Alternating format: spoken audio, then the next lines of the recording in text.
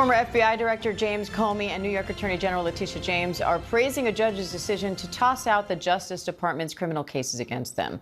The judge ruled the Trump Act prosecutor who brought the cases was unlawfully appointed. Now, Comey says the case against him was, quote, based on malevolence and incompetence, and James is vowing to, quote, challenge any further politically motivated charges. Let's bring in Justice and Homeland Security reporter Luke Barr and legal contributor James Sample for more. Hi to you both. So, Luke, the Justice Department says it plans to appeal. What's the latest there? Yeah, Diane. So it's kind of an extraordinary ruling yesterday in which the judge basically said that the prosecutor, Linsey Halligan, who's the acting U.S. attorney in the Eastern District of Virginia, had no lawful authority to present the indictment. Now, let's go back to the beginning of this case, Diane, where, the president said that he wanted to get things moving in regards to prosecuting James Comey, and he appointed Halligan and got rid of Eric Siebert, who was the then interim U.S. attorney at the time.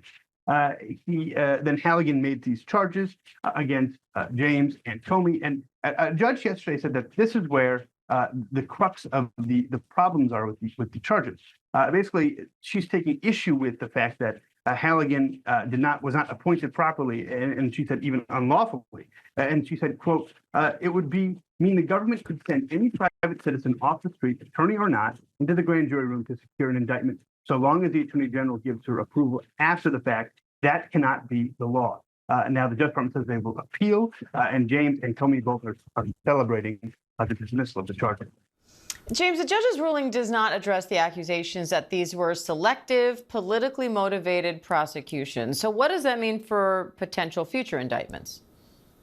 Diane, what it means is that even if there is a subsequent U.S. attorney who is lawfully appointed and tries to refile these actions, and refiling the action involving Letitia James is a relatively perfunctory and relatively straightforward matter. Refiling with respect to James Comey is a very different and much more complex matter that may or may not be possible due to the statute of limitations. There is a statute that may be, that certainly the Department of Justice will argue, will rescue the opportunity and give the government another 6 months to file against Comey. Comey will argue, and there's a good argument to be made, that that statute is inapplicable to the circumstance where effectively there is no indictment at all in this case because Linsey Halligan was acting alone. But to get to your question, all of those other flaws, all of those other arguments that Comey and James had about these prosecutions that have not yet been addressed, those will still be on the table. And keep in mind, those,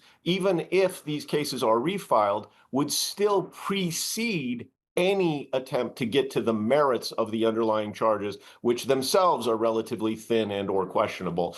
So there is a long, long way to go if the Department of Justice thinks they're going to get accountability for James Comey or Letitia James, but that may not actually be their goal. Their goal may be to get their pound of flesh by inconveniencing and threatening. And James, what happens to U.S. Attorney Linsey Halligan now that the judge ruled she was unlawfully appointed? Well, the Trump administration has a decision to make, Diane. They could certainly try and go through the statutorily mandated process. And if she could get through that process, then she could be lawfully appointed. It's not that there is anything specific to her that makes her an unlawful appointee. It's that the process wasn't followed. But in the near term, she is effectively not the acting U.S. attorney for the Eastern District of Virginia. And the matters that she has obtained, especially where she acted alone, are deemed dismissed because they effectively were not, as Luke said, were not prosecuted by an actual prosecutor. All right, Luke Barr, James Sample, thank you both. And now the White House is reacting to the judge's decision. Let's bring in White House correspondent Karen Travers for more on that. Karen, it sounds like they're downplaying the judge's decision, calling these technical dismissals. So what's next? The White House says that the Justice Department is going to appeal these rulings. That was what we heard yesterday from White House Press Secretary Caroline Leavitt. She also notably went after the judge, saying that the judge was trying to shield Comey and Letitia James from facing any accountability. That was the message that we were getting from the White House. Leavitt yesterday also defended the appointment of Linsey Halligan to that position as the U.S. Attorney for the Eastern District, saying that she is qualified and that she was quote, legally appointed to it. There was a question yesterday to Caroline about whether or not the president was going to go after, that was how it was phrased, Jim Comey and Letitia James now. And she bristled at that a bit about the framing of it and said, quote, I wouldn't say he's going after them. I think the president is more determined than ever to see accountability. And Karen, the Trump administration is also threatening to court-martial Democratic Senator Mark Kelly of Arizona for urging troops in that video to refuse illegal orders. What's the latest on that?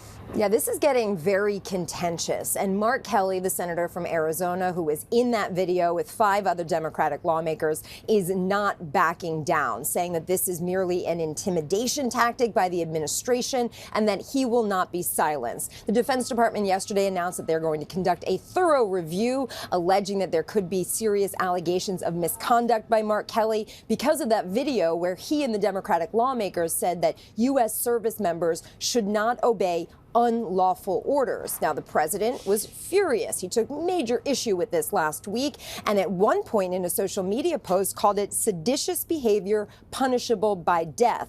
Mark Kelly has been out there on social media. He did an interview last night pushing back on this, but now we have to see how this process plays out with what the Defense Department is calling a thorough investigation.